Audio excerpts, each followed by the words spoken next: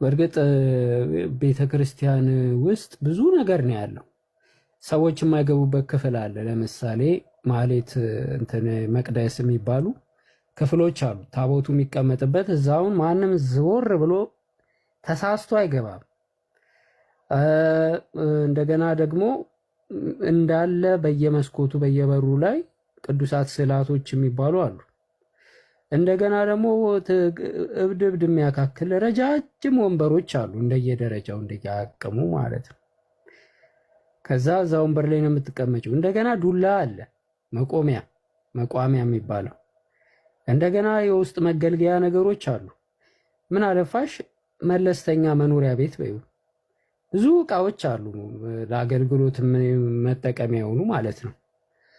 መስጊድ ውስጥ ግን ስትገቢ መጀመሪያ ቀጥ ብለሽ ወደ ውስጥ ስትገቢ የምታገኙ መደርደሪያ ነው። እሱም ሁሉም ሙስሊሞች ሲገቡ ጫማቸውን አውልቀው የሚደርድሩበት መደርደሪያ አለ። ወደ ውስጥ ስትገቢ ሰፊ ምንጣፍ የተነጠፈበት ለሆነ አካል የሀገሩ መሪ ነው ወይንም ደግሞ በእውቀት በለጥ ያለ ነው ተብሎ ለብቻው ወንበር የተቀመጠለት አገልጋይ ምናምን የለም። ሁሉም ባዶ መሬት ላይ ነው የሚቀመጠው፣ ባዶ መሬት ላይ ነው የሚሰግደው። መስገጃ ምንጣፍ አለ። ከመስገዱ በፊት ግን ያው መታጠቢያ ክፍል ደግሞ አለ። ቤተ ክርስቲያን ውስጥ ስትገቢ አብዛኛውን ቸርች ውስጥ መታጠቢያ የለም። እኔ አስታውሳለሁ ኢትዮጵያ ሽንት ቤት ሲመጣ ወደ ቀበሌ ወይም ወደ መንደር ነው ሮጥ የሚለው ሰው። ቤተ ክርስቲያን ውስጥ ሽንት ቤት ራሱ እንደዚህ መታጠቢያ ክፍል ምናምን የሚባል ነገር የለም። ግን በጣም ሞር ኢምፖርታንት የሆነ ነገር ነው።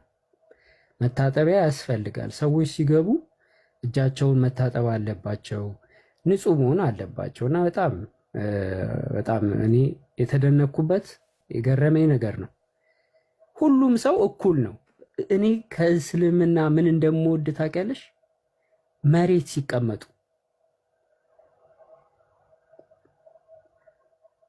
ሁሉም መሬት ነው የሚቀመጠው።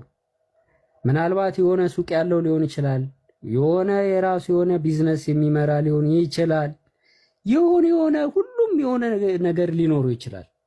ግን ሁሉም እኩል መሬት ላይ ነው የሚቀመጠው። እኩል መሬት ይቀመጣል፣ እኩል ከመሬቱ ይነሳል። ሲሰግድ እንኳን እኩል ነው የሚሰግደው። የሆነ አካል ብልጫ ምናምን ያለው ምናምን ተደርጎ የሚታይ የለም። እና ኢማሙ አለ፣ ኢማሙ ይመጣል በስነ ስርዓት። ኢማሙ ከሌለ ከመካከላቸው አንዱ አዛን ይላል፣ ከዛ በኋላ ያሰግዳል። ቤተ ክርስቲያን ግን እኔ በጣም የሚገርመኝ ቄሱ ከሌለ ቅዳሴ የለም። ቄስ መሆን አለበት ቅዳሴ ለመቀደስ ቄስ ያስፈልጋል።